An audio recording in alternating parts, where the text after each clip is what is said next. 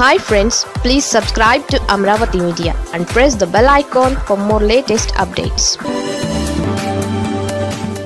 ఆ TDP family రాజకీయాలకు good bye.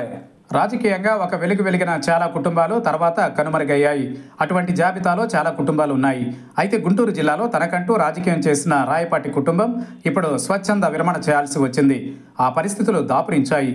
చిన్న వయసులోనే కాంగ్రెస్ పార్టీ ద్వారా రాజ్యసభలో అడుగుపెట్టారు రాయపాటి సాంబశివరావు. తెలుగుదేశం ప్రభంజనంలో సైతం ఆయన గెలిచిన సందర్భాలు ఉన్నాయి. అయితే రాష్ట్ర విభజనతో కాంగ్రెస్ పార్టీ ఇబ్బందికర పరిస్థితుల్లోకి వెళ్ళింది. దీంతో తప్పనిసరి పరిస్థితులలో టీడీపీలోకి వచ్చారు రాయపాటి. ఒకసారి ఆ పార్టీ అభ్యర్థిగా పోటీ చేసి గెలిచారు. రెండవసారి పోటీ చేసి ఓడిపోయారు. అయితే ఎన్నికలలో ఆయనకు కానీ కుటుంబానికి కానీ ఎటువంటి ప్రాధాన్యత ఇవ్వలేదు చంద్రబాబు. దీంతో ఎన్నికలకు ముందు రాయపాటి కుమారుడు టీడీపీ నాయకత్వంపై తీవ్ర విమర్శలు చేశారు. అందుకే టీడీపీ అధికారంలోకి వచ్చినా ఆ కుటుంబానికి ఎటువంటి ప్రాధాన్యం లేకుండా పోయింది. అందుకే ఆ కుటుంబం పూర్తిగా రాజకీయాల నుంచి వైదొలగాలని నిర్ణయం తీసుకున్నట్లు తెలుస్తోంది. 1982లో తెలుగుదేశం పార్టీ ఆవిర్భవించింది.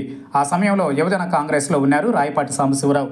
కమ్మ సామాజిక వర్గం నేత కావడంతో ఆయనను గుర్తించింది కాంగ్రెస్ పార్టీ. తొలిసారిగా రాజ్యసభకు నామినేట్ చేసింది.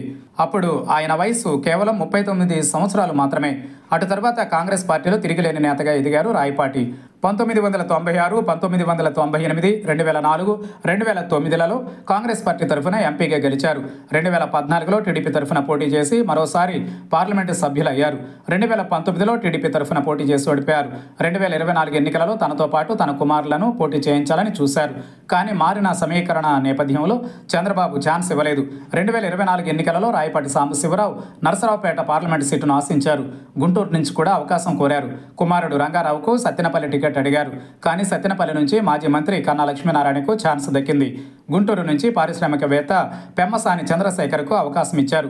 నరసరావుపేట పార్లమెంటు స్థానం నుంచి లావు శ్రీకృష్ణదేవరాయలకు అవకాశం ఇచ్చారు. దీంతో రాయపాటి కుమారుడు రంగారావు తీవ్ర ఆగ్రహంతో ఊగిపోయారు. తెలుగుదేశం పార్టీకి రాజీనామా చేశారు. అయితే ఇప్పుడు టీడీపీ అధికారంలోకి వచ్చి 16 నెలలు దాటుతోంది. కానీ ఇంతవరకు రాయపాటి సాంబశివరావుకు ఎటువంటి పిలుపు లేదు. దీంతో రాజకీయాల నుంచి నిష్క్రమించడమే మేలని ఆ కుటుంబం ఒక నిర్ణయానికి వచ్చినట్లు తెలుస్తోంది. చూడాలి వారి నిర్ణయం ఎలా ఉంటుందో.